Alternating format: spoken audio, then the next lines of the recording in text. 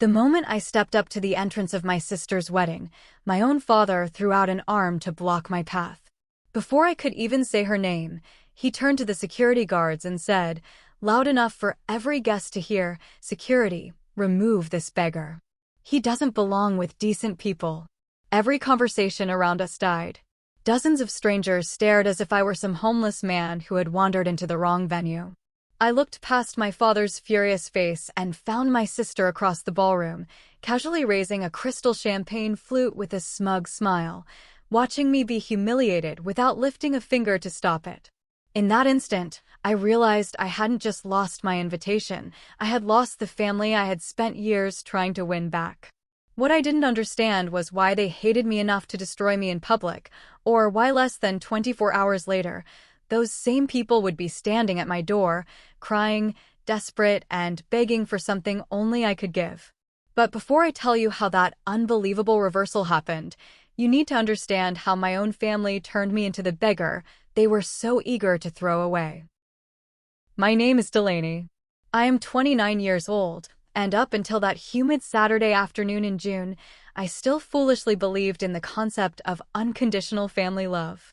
I stood outside the grand entrance of the elite Magnolia Estates, an outrageously expensive resort that catered exclusively to the old money crowd of the city. The air smelled of expensive blooming jasmine and roasted duck from the catering tents. I was wearing a navy blue silk dress that cost me $1,200, carefully selected so I would not embarrass my mother. In my hands, I held a heavy gift box containing a pair of authentic Baccarat crystal candle holders, a $2,500 wedding present for my only sister, Sutton. I had barely stepped onto the immaculate stone pathway leading to the reception area when a large man in a tailored suit stepped into my path. He had an earpiece and a name tag that read Hollis. He held up a hand, his expression polite but firm. He asked for my name. When I told him I was Delaney, the sister of the bride, his polite expression faltered. He looked down at his clipboard, tracing a thick finger over a highlighted list, and then shook his head. He told me I was not on the approved guest list and that he would have to ask me to step off the property. I laughed. It was a genuine, confused laugh. I told him there must be a mistake. I am Sutton's sister. I flew in from Chicago for this. But before Hollis could double-check his list, a voice sliced through the warm afternoon air like a frozen blade. There is no mistake. I turned and saw my father, Preston. He was wearing a tuxedo that looked far too pristine, his silver hair perfectly styled. He did not look happy to see his eldest daughter.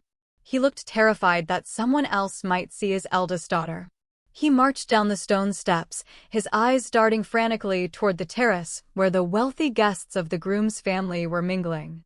He grabbed my upper arm, his fingers digging painfully into my skin, and dragged me back toward the parking lot. "What are you doing here, Delaney?" he hissed, his face flushed with a mixture of panic and rage. "You are not invited. You are not supposed to be here." The words did not make sense. My brain simply refused to process them. I stared at him, holding up the heavy silver gift box. I told him Sutton texted me just yesterday to confirm my VIP seat. I told him Mom called me 3 times this week to remind me not to wear white. My father's jaw clenched so hard I thought his teeth might crack. He leaned in close, his breath smelling of expensive scotch and mints. "We told you what you needed to hear so you would stay away and not ruin Sutton's big day. Corbin's family has standards. They're influential people. We cannot have you showing up, looking like some struggling office worker, asking for handouts or embarrassing us with your miserable lifestyle." My heart hammered against my ribs. Miserable lifestyle? Asking for handouts? I am a senior partner at a commercial asset management firm in Chicago. I manage a portfolio worth millions. But to my parents, who lived and died by fake social prestige, anyone who did not wear flashy designer labels or attend country club galas was beneath them. Because I chose to move away, live quietly, and build my wealth in the shadows rather than flaunting it, they genuinely believed I was a failure. I tried to speak, but my throat was painfully dry. I looked over my father's shoulder. Up on the sweeping balcony overlooking the gardens, there she was. Sutton, the golden child. She looked breathtaking in her custom white lace gown. She was surrounded by Corbin's wealthy sisters. Our eyes met across the lawn. For a brief second, I thought she might wave, might rush down to save me from our father's cruelty. Instead, she raised her champagne glass slightly in my direction, the corner of her mouth curling upward into a distinct, mocking smirk. Then she turned her back to me, laughing at something one of the bridesmaids said. It was not a misunderstanding. It was an ambush. Hollis, the security guard, stepped closer, looking uncomfortable. "Sir, is there a problem here?" he asked my father. My father shoved me backward, straightening his tuxedo jacket with trembling hands. "Yes, there is a problem," he spat, raising his voice just enough to ensure the nearby valet staff heard him. "Security, remove this beggar before the groom's family sees her. She is trespassing." Beggar. The word echoed in the quiet driveway. My own father had just called me a beggar at my sister's wedding. I did not scream. I did not cry. A strange, eerie calm washed over me. The kind of calm that comes right before a devastating storm. I looked at my father's desperate, pathetic face. I looked at the grand resort that his mediocre retirement savings could never actually afford. I looked down at the $2,500 gift in my hands. I stepped forward, moving so deliberately that my father flinched. I placed the heavy baccarat crystal box onto the valet stand. The solid thud of the box hitting the wood sounded like a gavel falling in a courtroom.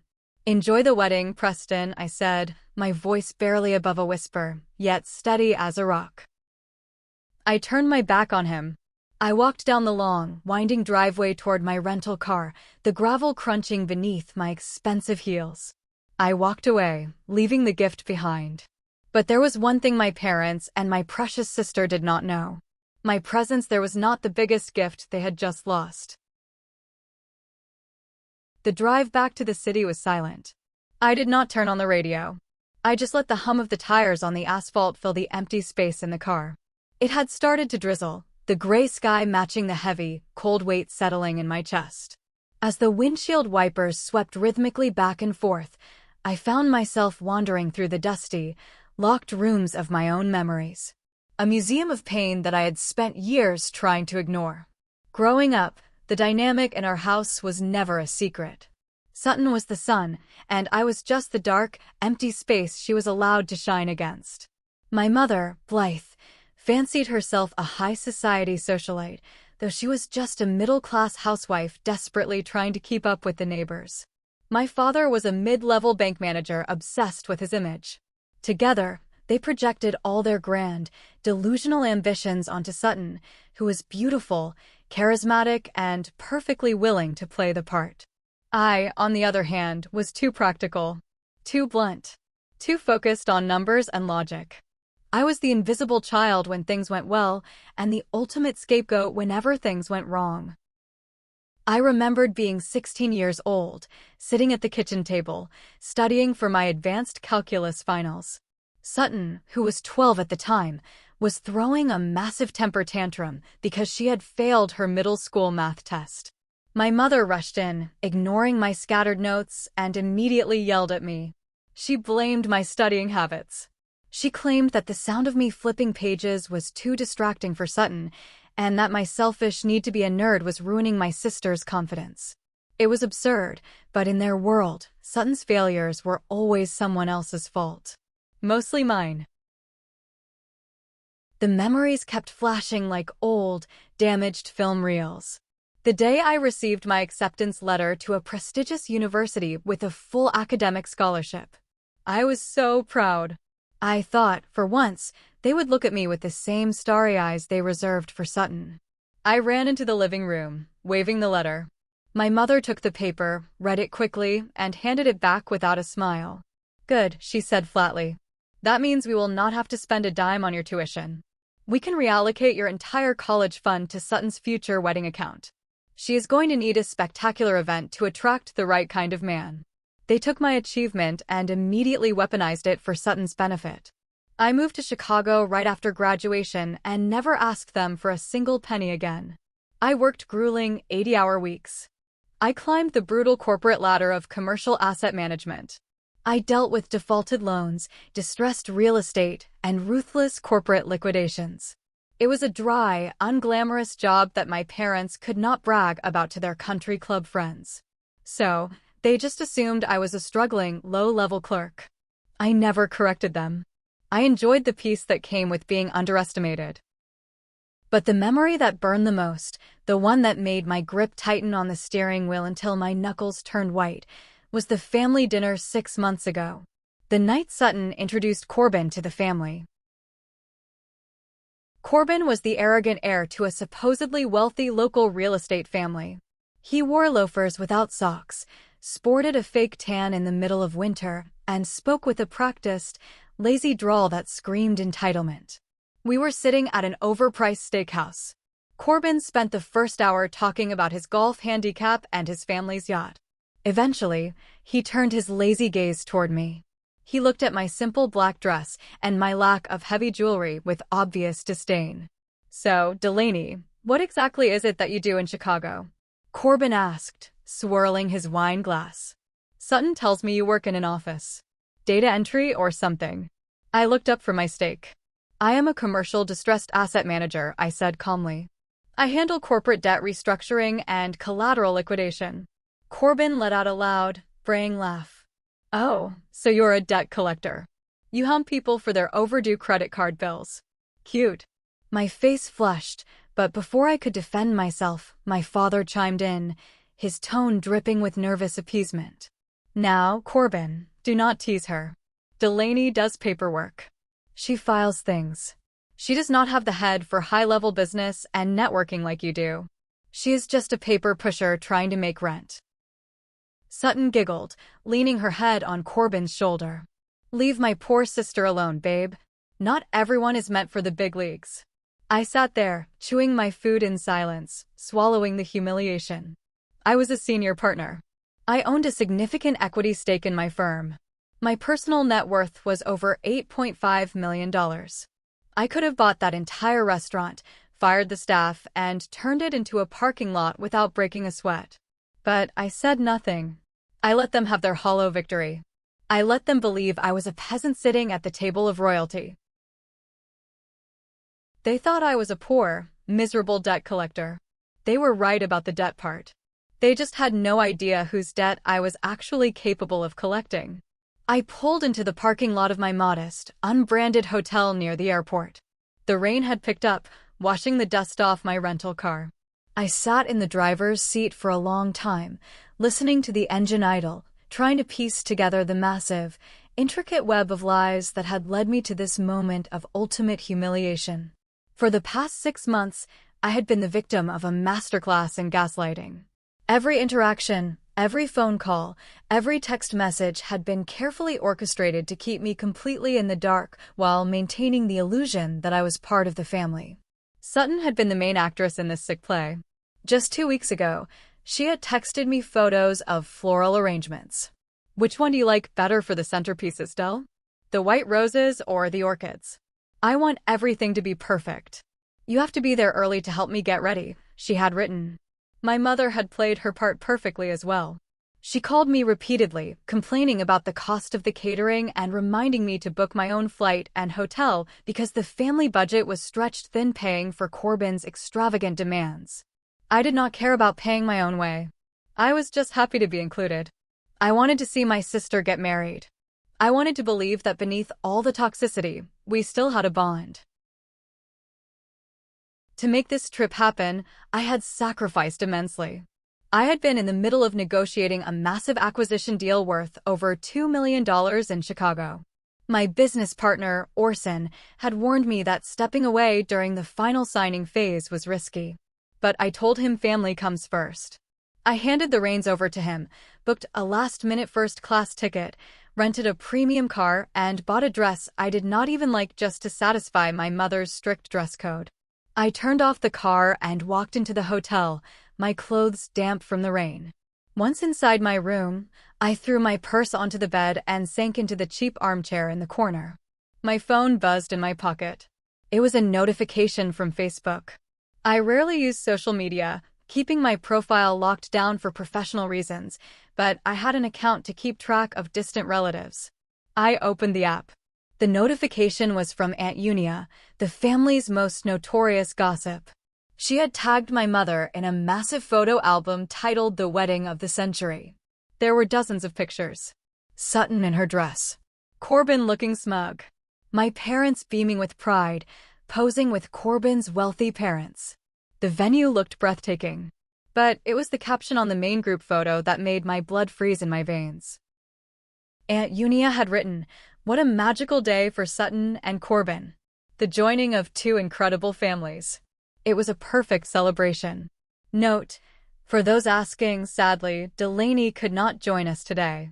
She is currently undergoing treatment for severe personal and financial instability. We ask for your prayers for her during this dark time, as the family wishes to maintain the elegance and joy of this beautiful union without any unfortunate distractions. I stared at the glowing screen.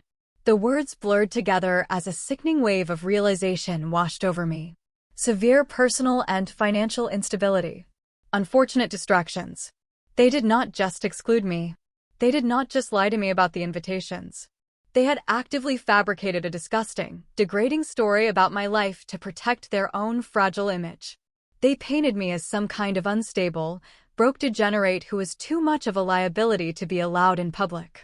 They told their friends, their extended family, and Corbin's elitist parents that I was a financial wreck.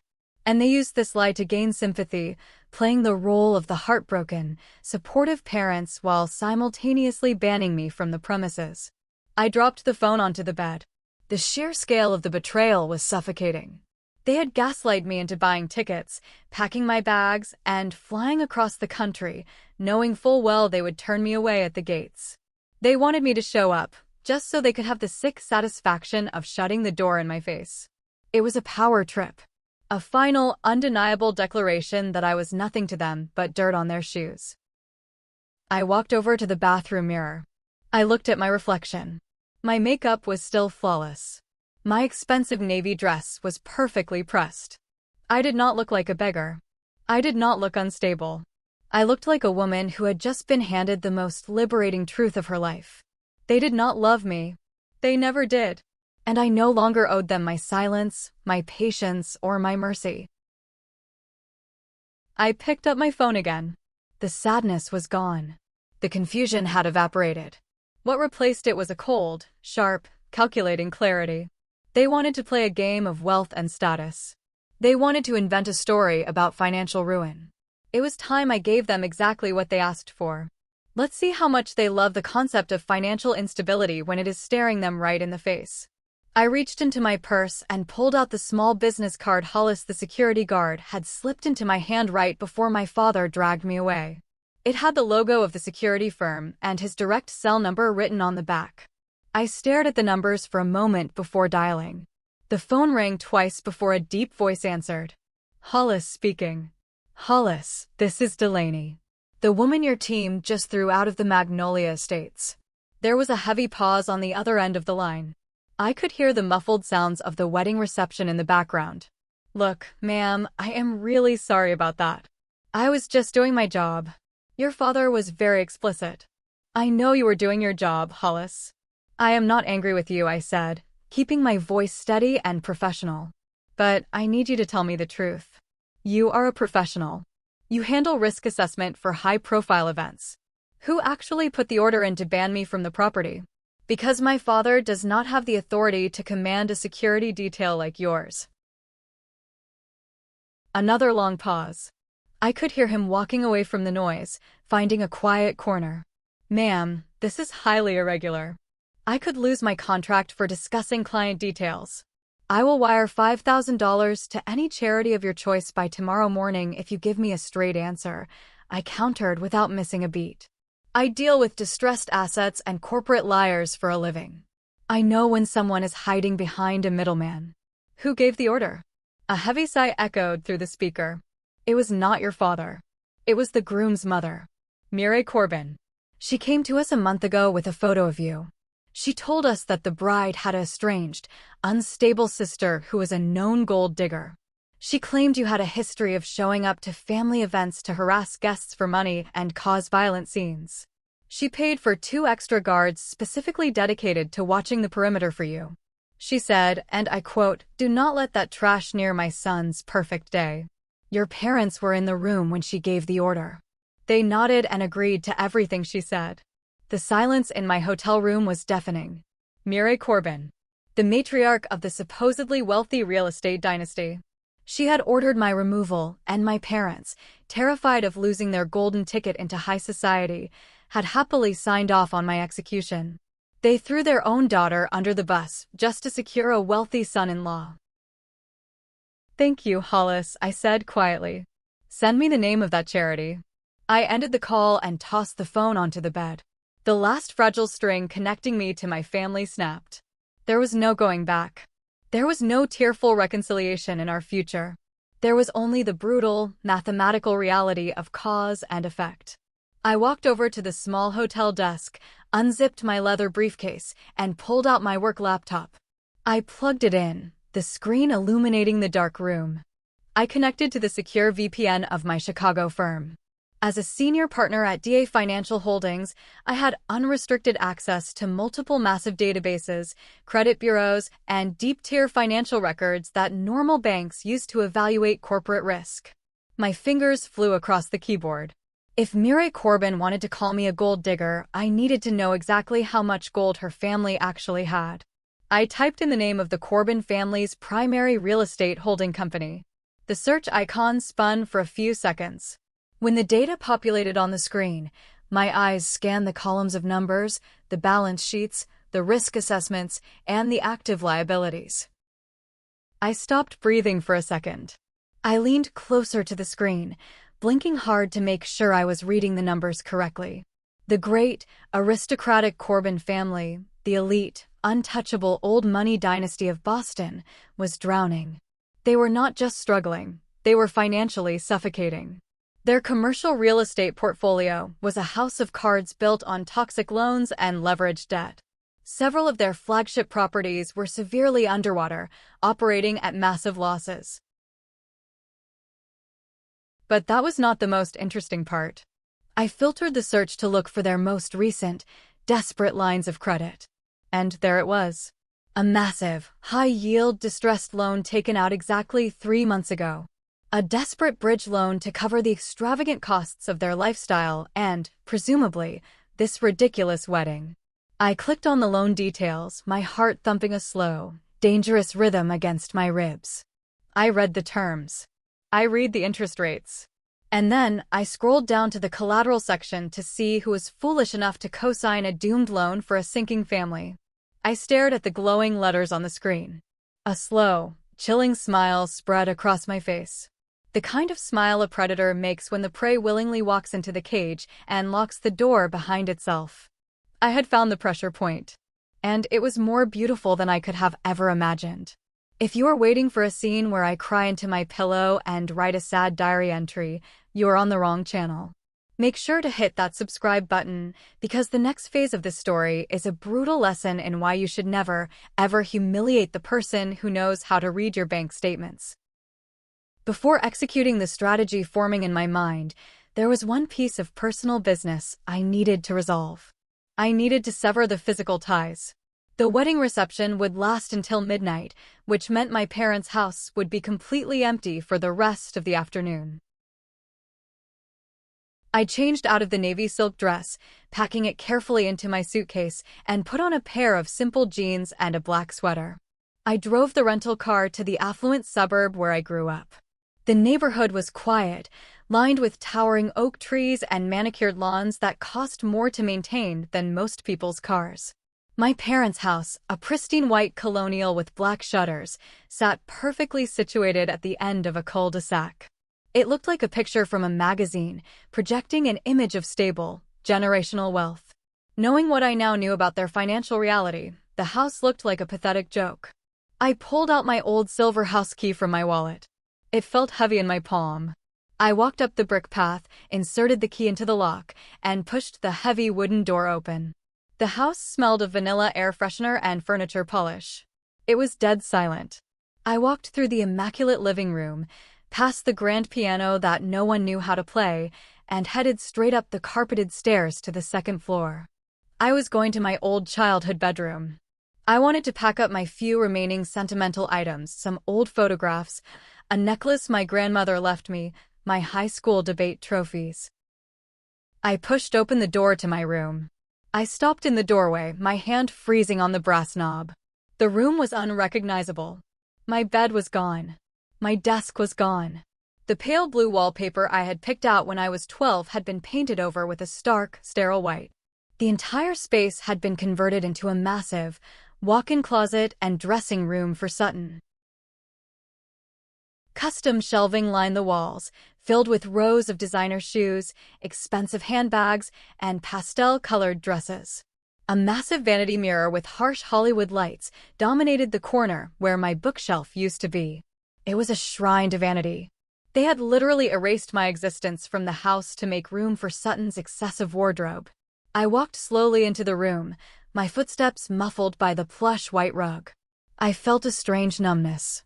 I opened one of the large built-in drawers at the bottom of the shelving unit. It was filled with Sutton's discarded workout gear. I checked the next drawer. Empty. I checked the closet floor. Nothing. I walked out of the room and went down the hall to the pull-down attic stairs. I climbed up into the dusty, poorly lit space. In the far corner, pushed behind boxes of old Christmas decorations and broken lawn chairs, I found a single, battered cardboard box with my name written on it in my mother's sharp, impatient handwriting. Delaney, junk. I pulled the box under the single bare light bulb hanging from the rafters and opened the flaps. Inside was a chaotic mess of my entire childhood. My high school diploma was bent at the corners. My state championship math medals were tangled in a ball of old charging cables. A framed photograph of me and my grandmother, the only person in this family who ever genuinely loved me, was sitting at the bottom, the glass cracked straight down the middle. They had not just packed my things away, they had thrown them away like garbage. My achievements, my memories, my very identity was shoved into a dark corner so Sutton could have more space for her shoes. I reached into the box and pulled out the cracked photograph of my grandmother. I brushed the dust off the glass and held it tightly against my chest. It was the only thing in that box worth saving. I looked at the math medals. I looked at the diploma. I did not need them. I knew what I had accomplished. I did not need their dusty attic to validate my worth. I left the box open, leaving the medals and the papers behind to rot in the heat. I climbed down the ladder, my heart completely devoid of any lingering warmth for the people who own this house. I walked downstairs to the pristine kitchen. I took my old silver house key and placed it directly in the center of the massive marble island. Then I reached into my wallet. I pulled out a crisp, single $1 bill. I placed the dollar bill neatly next to the key. It was a silent message. A final transaction. They called me a beggar. They claimed I was destitute. So, I left them a handout. $1 to go toward their crumbling empire. $1 to show them exactly how much their fake love was worth to me. I walked out of the front door and let it pull shut behind me. The lock clicked into place with a sharp, final sound. I did not look back at the white colonial house. I got into my rental car, drove straight to the airport, and booked the next available flight back to Chicago. I closed my eyes as the plane took off, feeling the thrust of the engines pushing me away from the toxic wasteland of my past. I felt lighter. The chains of familial obligation were gone. But the true game had not even started yet. By the time I landed in Chicago, my business partner Orson had already pulled the trigger on a maneuver that would change the trajectory of all our lives forever. I walked into the sleek, glass-walled offices of DA Financial Holdings at 8 in the morning on Monday. I was running on 4 hours of sleep and 3 cups of black coffee, but I had never felt more energized in my life. The panoramic views of the Chicago skyline stretched out behind my massive oak desk, a quiet reminder of the empire I had built with my own 2 hands. My assistant handed me a fresh espresso as I sat down. A minute later, the heavy glass door of my office swung open and Orson walked in. Orson was a brilliant, ruthless financial strategist in his 50s, with sharp eyes and a mind like a steel trap. He had been my mentor when I first started, and now we were equal partners. He dropped a thick, leather-bound physical file onto my desk. "You asked me to look into the regional debt portfolios our firm was considering acquiring from the East Coast banks," Orson said, taking a seat across from me. "You specifically asked me to flag any toxic, high-risk commercial packages originating from the Boston area." I took a sip of the espresso. "And? What did you find?" Orson smiled, a sharp, predatory expression. He tapped the leather folder. "It is a bloodbath over there. The local banks are trying to offload millions in bad commercial debt before the quarter ends. But there is one specific package in there that I think you will find incredibly fascinating. It is called the Corbin Commercial Project." I opened the folder. The first page was an executive summary of a massive corporate loan. The borrower was Corbin Real Estate Holdings. The principal amount was staggering: $4.5 million. I scanned the terms, my eyes moving rapidly over the fine print. The Corbin family had taken out this loan to keep their failing commercial properties afloat and to maintain their lavish lifestyle. But because their credit rating was garbage and their properties were bleeding money, no reputable bank would give them a standard loan. They had been forced to take a predatory, high-yield distressed loan from a shadow lender. The interest rate was a crippling 18%. It was a financial death sentence. But a loan of that size, with that much risk, requires substantial collateral, I said, looking up at Orson. The Corbins do not have the liquidity for this. Their properties are already over-leveraged. What did they use to secure the $4.5 million? Orson leaned back in his chair, crossing his arms. "Look at page 4. Section B. The secondary guarantors." I flipped the pages. My finger traced down the list of assets put up as collateral. And then my finger stopped. The breath caught in my throat. I stared at the names printed in black and white on the official legal document. Preston and Blythe. My parents. I read the paragraph 3 times to make sure I was not hallucinating. In order to secure the loan for Corbin's family, in order to guarantee the wealth and status of their precious new son-in-law, my parents had co-signed the $4.5 million debt. They had legally pledged their immaculate white colonial house, their retirement accounts, and every single liquid asset they owned as collateral. They had literally bet their entire existence on the financial stability of an arrogant, lazy trust fund kid whose family was secretly bankrupt.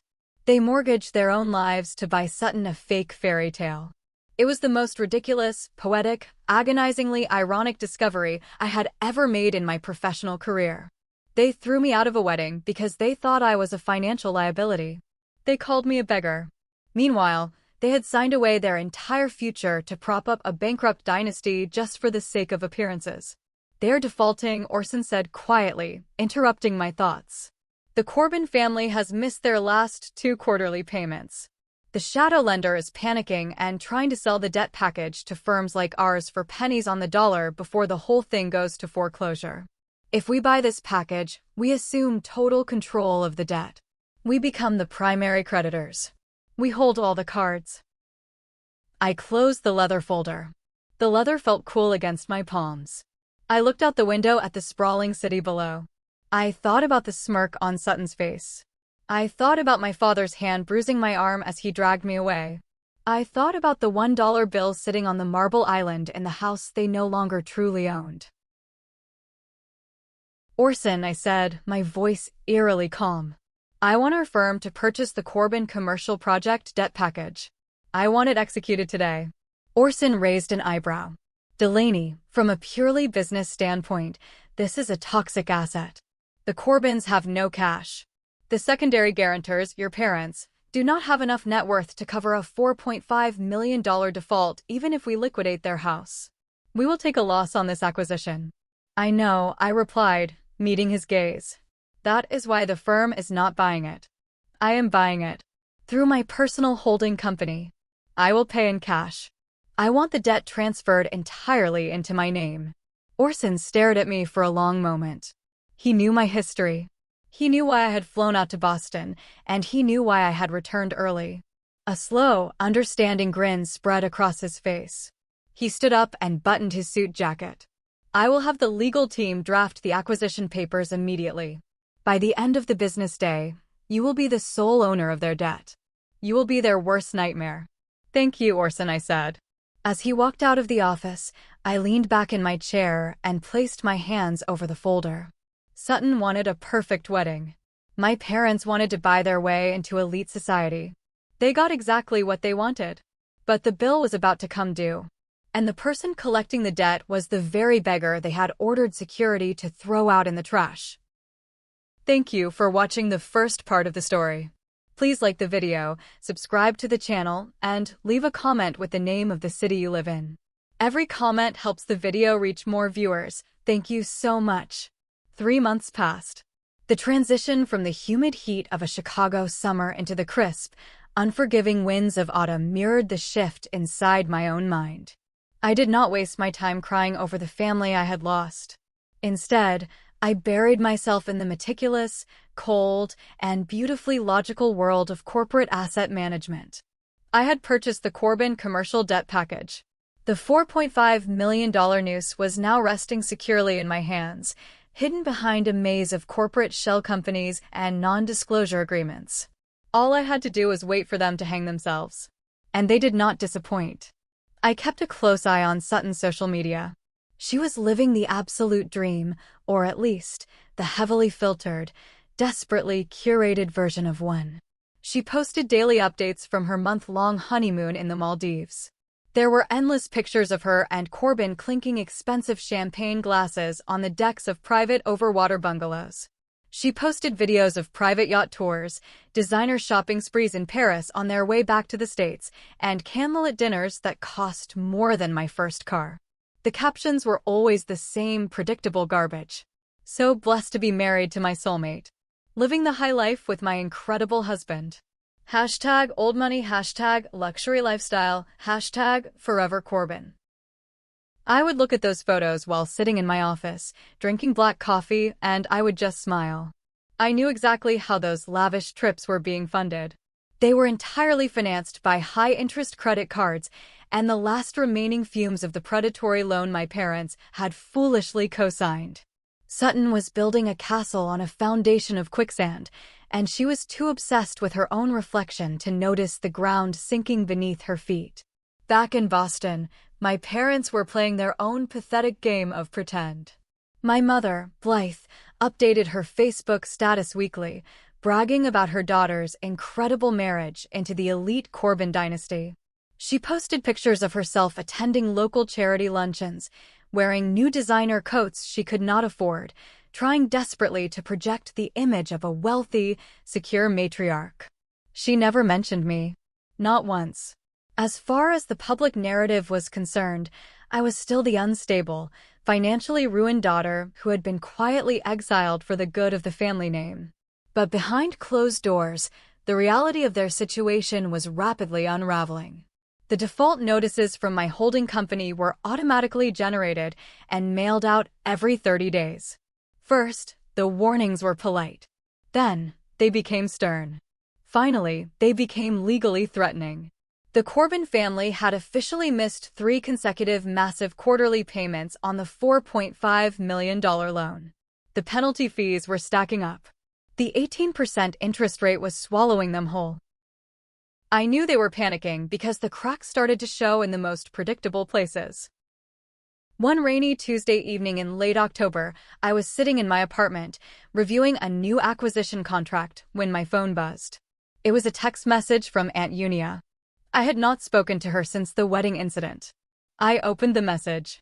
Delaney, I cannot believe how incredibly selfish you are. Your parents are struggling with severe health issues right now, and you have not sent a single dollar to help them out. Your mother is sick with worry. You make a decent salary doing whatever office work you do. The least you could do is wire them some money for medical bills. You are an ungrateful daughter. I read the message twice. Health issues. Medical bills. I let out a sharp, bitter laugh that echoed in my empty kitchen. They were not sick. They were broke. The financial walls were closing in on them, The stress of the impending default was eating them alive, and instead of taking responsibility for the catastrophic financial mess they had signed up for, they were sending their flying monkey, Aunt Unia, to guilt-trip the daughter they had thrown away like trash. They wanted me to fund the very lifestyle they used to mock me. I did not reply to Aunt Unia. I simply blocked her number. I had given my parents my last dollar on their kitchen island. They were not getting a single cent more from me. The next morning, I walked into Orson's office. He was on a conference call, but he muted the microphone when he saw the look on my face. "It is time," I said. Orson smiled. He knew exactly what I meant. "Are we pulling the trigger on the Corbin project?" "Yes," I replied, my voice hard and steady. "Initiate the foreclosure proceedings. Freeze the commercial assets. File the secondary guarantor liability claims. I want the demand letter sent by certified mail to the Corbin estate and to my parents' house today. Give them 48 hours to respond before we seize everything." Orson nodded, his fingers already typing rapidly on his keyboard. "And who will be handling the mandatory restructuring meeting in Boston?" "I have already retained Declan," I said. "He is a senior bankruptcy litigator based in Boston. He is sharp, ruthless, and he knows how to put on a show. Set the meeting for this Friday at his office. Make attendance mandatory for all signatories. If they do not show up, we take the houses on Monday." As I walked back to my desk, I felt a surge of pure, unfiltered adrenaline. The trap was fully set. The wires were tripped. For months, they had controlled the narrative. They had painted me as the villain, the beggar, the embarrassing stain on their perfect family portrait. But the ink on their financial death warrant was already dry. What happens when the people who threw you away realize that you are the only one holding the key to their survival? We are about to find out. Friday morning in Boston was cold and overcast. The sky was the color of bruised iron, threatening rain. I stood in the private observation room of Declan's high-rise law office, looking out through the floor-to-ceiling windows at the sprawling city below. I was wearing a custom-tailored, charcoal gray suit that cost $4,000. On my wrist sat a classic Cartier watch. My hair was pulled back into a sharp, uncompromising style. I did not look like an unstable artist. I did not look like a desperate office worker. I looked exactly like what I was: an executioner. The conference room next door was separated from my observation room by a pane of one-way glass. I could see them, but they could not see me. At exactly 9:55 in the morning, the elevator doors opened and the prey walked into the trap. First came Mireille Corbin and her husband. They looked haggard. The arrogant shine had been completely scrubbed from their faces, replaced by the pale, clammy sheen of sheer panic. Next came Corbin and Sutton. Sutton was wearing a heavily branded designer coat, clinging tightly to Corbin's arm, but her eyes were darting nervously around the imposing, modern legal office. Finally, my parents, Preston and Blythe, walked in. My father looked 10 years older than the last time I saw him. His shoulders were slumped, his expensive suit looked slightly too big for his shrinking frame, and my mother was clutching her designer handbag like it was a life preserver in a stormy ocean. Declan's legal assistant guided them all into the massive glass conference room. They took their seats around the heavy mahogany table. Even in the face of absolute financial ruin, their inherent arrogance could not be completely suppressed. I watched through the glass as Corbin snapped his fingers at the assistant. "Excuse me," he demanded, his voice carrying through the audio feed piped into my room. "We have been waiting for 5 minutes. We are very busy people. Get me a double espresso and make sure it is hot. My father-in-law will take a sparkling water with lime." The assistant simply stared at him with a blank, professional expression. "The beverage service is closed, sir. The managing director will be in shortly to begin the asset liquidation review." Corbin scoffed, turning to his mother. "This is ridiculous. These debt collection firms have zero respect for their bettors. We just need to negotiate a small extension. A few more months and the commercial properties will turn a profit." Mireille hissed at him to keep his voice down, her eyes scanning the room nervously. "Do not act like a fool, Corbin. They hold the note to everything. Our properties. Our accounts. And your in-law's house." I watched my father flinch at the mention of his house. Preston cleared his throat, trying to project a confidence he clearly did not possess. Now, Mire, let us not panic. We are respectable people. I am sure the CEO of this firm is a reasonable man. Once he sees who we are, once he understands our social standing in the community, he will undoubtedly grant us the grace period we require. We just need to charm him. I let out a low, cold laugh in the empty observation room. Charm him. They were walking into a slaughterhouse, and they thought they could negotiate with the butcher by bragging about their country club memberships. At exactly 10 o'clock, the heavy oak door of the conference room opened. Declan walked in. He was an imposing figure, tall and sharply dressed, carrying a thick stack of legal files. He did not smile. He did not offer his hand to shake. He simply walked to the head of the table and dropped the massive file down with a loud, aggressive thud. The sound made my mother physically jump in her seat. "Good morning," Declan said, his voice completely devoid of warmth. "We are here to discuss the catastrophic default of the Corbin commercial project, a $4.5 million distress loan. You are all signatories. You have missed 3 consecutive payments. As of 48 hours ago, my client has initiated full asset seizure and foreclosure protocols." Preston stood up, trying to use his old bank manager authority. "Now, see here, Mr. Declan. We're the Wilson and Corbin families. There has clearly been a misunderstanding regarding our liquidity. We demand to speak with the CEO of DA Financial Holdings directly. We will not negotiate with a middleman." Declan looked at my father with an expression of pure, unadulterated pity. A silent beat passed. "You do not want to negotiate with a middleman?" Declan asked smoothly. "Very well. As it happens, the chief executive officer and sole equity holder of the debt portfolio flew in from Chicago specifically for this meeting. She wanted to handle your liquidation personally." "She?" Sutton echoed, her brow furrowing in confusion.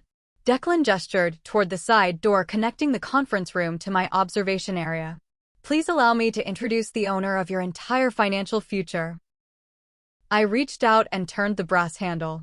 I pushed the door open. My expensive heels clicked sharply against the hardwood floor as I stepped into the blinding light of the conference room. I walked slowly, deliberately, keeping my posture perfectly straight, my eyes locked dead ahead. I walked past the shocked faces of the Corbin family. I walked past my sister, whose mouth had fallen open in an ugly, silent gasp. I walked to the head of the mahogany table, pulled out the high-backed leather chair next to Declan, and sat down. I folded my hands neatly over the $4.5 million debt file. "Good morning, everyone," I said. My voice was soft, but it commanded the entire room. "I hear you were looking for an extension on your debt." The silence that followed was heavy enough to crush bone. It was not just quiet, it was the absolute breathless vacuum of space. My father's face drained of all color. He looked like a man who had just been told he had 5 minutes to live. He stared at my custom suit, at the Cartier watch, at the massive stack of legal documents resting under my manicured hands. His lips moved, but no sound came out. Sutton dropped her expensive designer sunglasses onto the floor. The plastic shattered, but she did not even blink. She just stared at me, her eyes wide with a terror I had never seen before. Mire Corbin looked back and forth between me and my parents, her confusion rapidly turning into a horrifying realization. "This must be a joke," Corbin finally stammered, pointing a shaking finger at me. "This is Sutton's sister. She is a low-level clerk. She is a nobody. What kind of sick prank is this?" I picked up a sleek black pen from the table and tapped it gently against the file. "It is no prank, Corbin. DA Financial Holdings is my company. I bought your toxic, garbage debt for cash 3 months ago. Which means, as of right now, I own your family's real estate. I own your bank accounts." And I looked directly at my father, whose hands were violently shaking on the table. "I own the deed to the beautiful white colonial house at the end of the cul-de-sac." My mother let out a strangled, high-pitched sob. "Delaney?" she whispered, her voice cracking. "Delaney, what is happening?" I leaned forward, my eyes locking onto hers. "What is happening, Mother, is that the beggar you threw out of the wedding is now the executioner. And I am fresh out of mercy. If you think the shock on their faces was satisfying, you have not seen anything yet. What happened next tore their entire fake family dynamic to absolute shreds.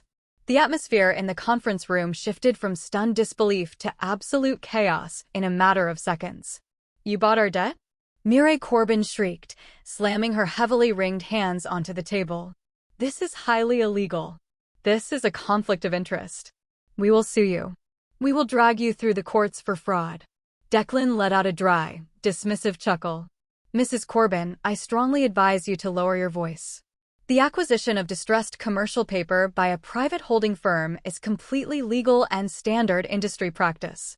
My client purchased your defaulted loan fair and square from your previous shadow lender. There is no fraud. There is only your gross financial incompetence." I turned my attention back to my father. He was sweating profusely, loosening his silk tie with trembling fingers. "Delaney, please," he rasped, his voice sounding small and pathetic. "You are our daughter. We are family. You cannot do this to us. We will lose our home. We will lose our retirement. Everything we have worked for." "Family?" I interrupted, my voice slicing through his pathetic plea like a razor. "You want to talk about family now, Preston? That is fascinating. Because 3 months ago, when I flew across the country to celebrate my sister's wedding, family did not seem to mean very much to you." I reached into my suit pocket and pulled out my smartphone. I connected it to the Bluetooth speaker system embedded in the center of the conference table. I had saved the audio file from the security guard's body camera. I pressed play. The audio filled the room, crisp and undeniable. "Security, remove this beggar before the groom's family sees her. She is trespassing." The sound of my father's cruel, panicked voice echoing in the glass room was devastating. My mother buried her face in her hands. Sutton looked physically sick. I paused the audio. "Remove this beggar," I repeated quietly, letting the words hang in the air. "You told the security team that I was an unstable gold digger. You told your friends and extended family that I was suffering from severe financial ruin to cover up the fact that you banned me from the venue. You humiliated me. You erased my childhood bedroom to build a closet. You threw my medals and memories into the trash." Sutton started to cry. Thick, black tears of mascara streamed down her perfectly contoured cheeks. "Delaney, I am so sorry. I did not want to do it. It was Corbin's mother. Mireille made us do it. She said you would embarrass us. She said you were too poor to fit in." Mireille's head snapped toward Sutton, her eyes blazing with fury. "You stupid, ungrateful little brat. Do not blame this on me. Your own parents agreed with every word I said. They told me she was a loser."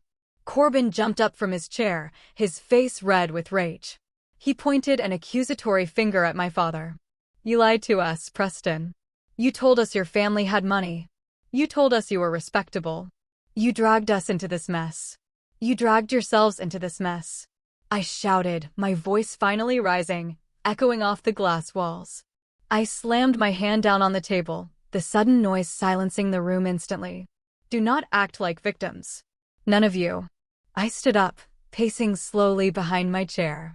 "The Corbin family took out a $4.5 million loan because your commercial properties are failing, your management is incompetent, and you refuse to stop buying designer clothes and taking luxury vacations. You are bankrupt. You have been bankrupt for years." I turned my glare to my parents. "And you too. You were so desperate to marry your golden child into a wealthy family that you did not even bother to do a basic background check. You were so blinded by the illusion of old money that you co-signed a predatory loan. You mortgaged your house and your entire retirement fund to pay for a scam. You sold your souls for a wedding that was nothing but a pathetic stage play." My mother was sobbing uncontrollably now, rocking back and forth in her expensive chair. "Delaney, we did not know. We did not know they were broke. We just wanted the best for Sutton." "The best for Sutton," I mocked coldly. "And what did Sutton do?" "She went to the Maldives on my dime. She drank champagne while I stood in the driveway." "Well, the party is officially over." I signaled to Declan. He slid a thick stack of legal documents across the table, stopping right in front of Corbin and my father. "These are the final foreclosure notices," I stated, all emotion completely stripped from my voice. I am calling the loan. You have exactly 48 hours to vacate the commercial properties. And Preston, Blythe, you have until Monday morning to pack your bags and leave the white colonial house on the cul-de-sac. If you are not out by 8 in the morning, the county sheriff will arrive to forcefully evict you, and the property will be seized and sold at public auction. You cannot do this, Sutton screamed, slamming her fists on the table. You are a monster. We are your family. You have millions of dollars. You do not need our house. I do not need your house, Sutton, I agreed calmly. I will probably bulldoze it and sell the empty lot. It is not about the money. It is about the math. You gambled with money you did not have, and you lost. And in the real world, outside of your fake Instagram bubble, actions have consequences. I picked up my briefcase, straightened my jacket, and walked toward the door. Wait. Please wait. Corbin yelled, his arrogance completely shattered, sounding like a terrified child. What are we supposed to do? Where are we supposed to go? I stopped at the door and looked back at the pathetic, broken group of people sitting around the mahogany table. Their fake wealth was gone. Their fake family bond was shattered. They were turning on each other like starved animals in a cage. I suggest you start looking for cheap apartments, I said. And maybe cut back on the double espressos. I walked out of the room, leaving them drowning in their own tears and screams. The next morning, the air in Boston felt significantly lighter. I had slept for 10 straight hours in my luxury hotel suite, the kind of deep, dreamless sleep that only comes when a massive, heavy burden has finally been lifted from your shoulders. I packed my overnight bag, enjoyed a quiet cup of room service coffee, and took the elevator down to the grand lobby to check out. My private car was waiting outside to take me to the airport. I stepped out of the revolving glass doors and into the crisp morning air. The valet was loading my bag into the trunk of a sleek, black town car. Delaney. Wait. I stopped. I did not even need to turn around to recognize the desperate, pleading voices. I slowly turned my head. Standing on the sidewalk, looking entirely out of place among the wealthy hotel guests and bustling bellhops, were my parents and Sutton. They looked atrocious. Sutton was wearing the same clothes she had worn to the meeting yesterday. Her makeup was severely smudged, giving her the appearance of a sad, exhausted raccoon.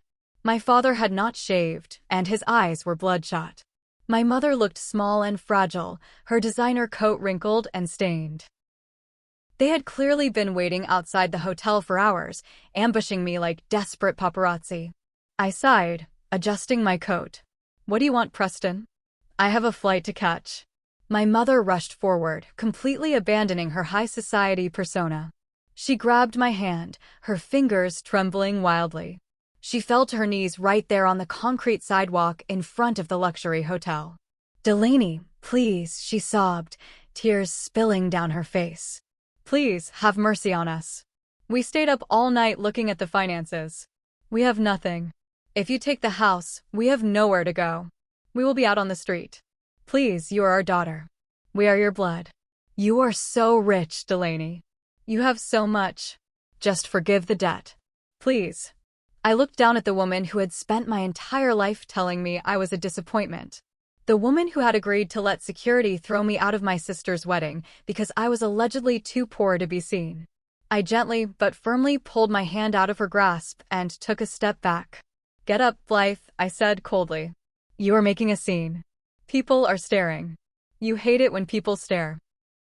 My father stepped forward, tears brimming in his eyes. He reached out as if to hug me, but I raised my hand, stopping him in his tracks. Delaney, I am begging you. I was wrong. I was so arrogant, and I was so wrong. We were blinded by Mireille and Corbin. We wanted Sutton to be secure. We made a terrible mistake. But we are family. You cannot put your own parents on the street. Sutton moved closer, her voice shaking. Corbin is talking about divorce, she cried. His family blames us for the bankruptcy. They are saying we tricked them. My marriage is over. My life is ruined. Please, Delaware. You have won. You proved your point. Just give us our house back. I looked at the three of them. They were truly broken. The absolute terror in their eyes was genuine. For a brief, fleeting fraction of a second, A small ghost of the little girl who just wanted her parents to love her fluttered in my chest. But then I remembered the long, silent drive back to my cheap hotel after being turned away at the gates.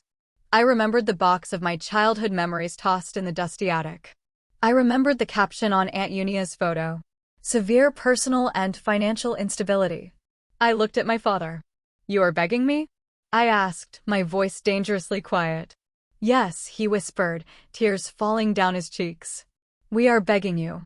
I tilted my head, studying his desperate face. 3 months ago, you stood on the steps of the Magnolia Estates. You wore a tuxedo. You looked at me like I was a disease. You called for the security guards, and you said, "Remove this beggar." My father flinched as if I had physically struck him. "Delaney, I did not mean." I did not let him finish. I leaned in close, ensuring every single word landed exactly where it needed to. "You told everyone I was a beggar. You told the world I was broke. You created a narrative where I was the pathetic, destitute outcast. Well, Preston, congratulations. The narrative has flipped. I hold the deed to your house. I hold the rights to your retirement. I hold the power to wipe your entire fake legacy off the map. You are the beggars now." I turned around, the valet opening the heavy door of the black town car for me. "Delaney, please." My mother screamed, her voice echoing down the street. "We have no other options. What are we supposed to do?" I paused, resting my hand on the car door. I looked back at them one final time. I looked at the tears, the ruined makeup, the crushed arrogance. "Beggars cannot be choosers," I said simply. I slid into the plush leather seat of the town car. The door closed with a solid, satisfying thud, instantly cutting off the sounds of their sobbing. The driver put the car in gear and pulled away from the curb. I did not look back. I watched the city of Boston fade away through the tinted windows, feeling absolutely nothing but peace. The fallout was swift, brutal, and entirely public. I did not have to lift another finger. The sheer weight of their own incompetence crushed them. By Monday morning, the county sheriff arrived at the white colonial house on the cul-de-sac. The neighbors, the same country club friends my parents had spent decades trying to impress, stood on their manicured lawns and watched as my parents' expensive furniture was hauled out and loaded into cheap moving trucks. The house was locked, boarded up, and officially seized by DA Financial Holdings. The Corbin family fared much worse. The local Boston business journals got hold of the story. The headlines were ruthless. The fall of a local real estate dynasty. The exposure of their massive debt and fraudulent accounting practices led to multiple investigations. They were forced to liquidate all their commercial assets, sell their luxury cars, and file for Chapter 7 bankruptcy. As Sutton had tearfully predicted, her marriage did not survive the financial apocalypse. Without the yachts, the designer bags, and the endless stream of credit, Corbin's affection evaporated.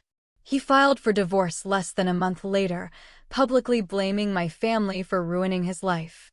Sutton, who had spent her entire existence relying on her looks and other people's money, was suddenly 26 years old, divorced, broke, and forced to move into a tiny, 2-bedroom rental apartment with our parents on the wrong side of town. The irony of the situation was almost poetic.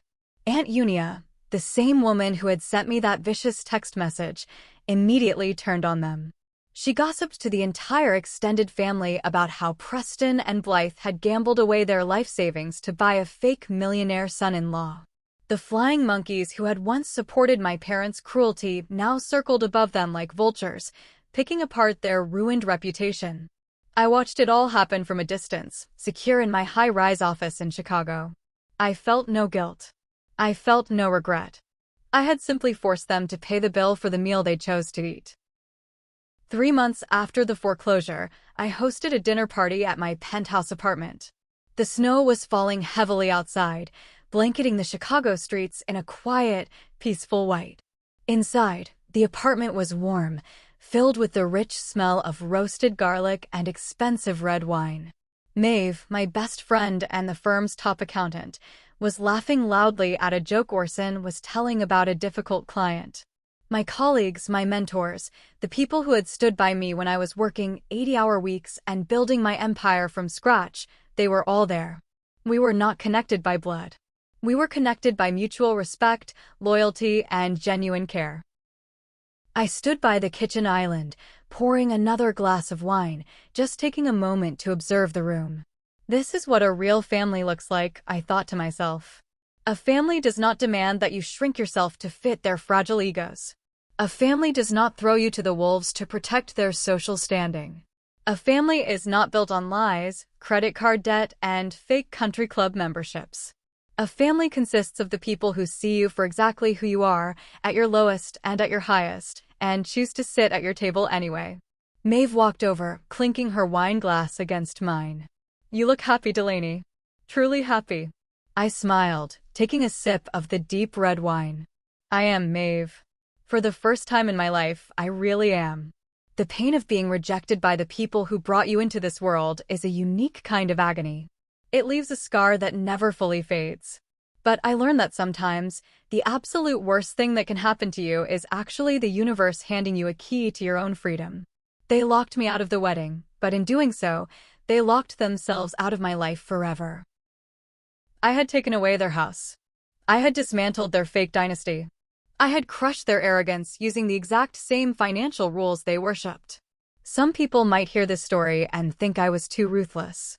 They might say that blood is thicker than water and that I should have shown mercy to my own parents when they were on their knees begging on the sidewalk. But I ask you this. I took away their home, broke their pride, and played their own game against them. Some say I was too cruel to my own flesh and blood. Do you think I was wrong to deny them mercy, or did they get exactly the karma they deserved? Let me know your thoughts in the comments below. If you enjoyed this story of ultimate financial revenge and finding your chosen family, please hit that like button and subscribe to the channel for more unbelievable Reddit drama. Share this video with anyone who needs a reminder that the best revenge is massive, undeniable success. Until next time, remember, never let anyone treat you like a beggar when you hold the keys to the castle.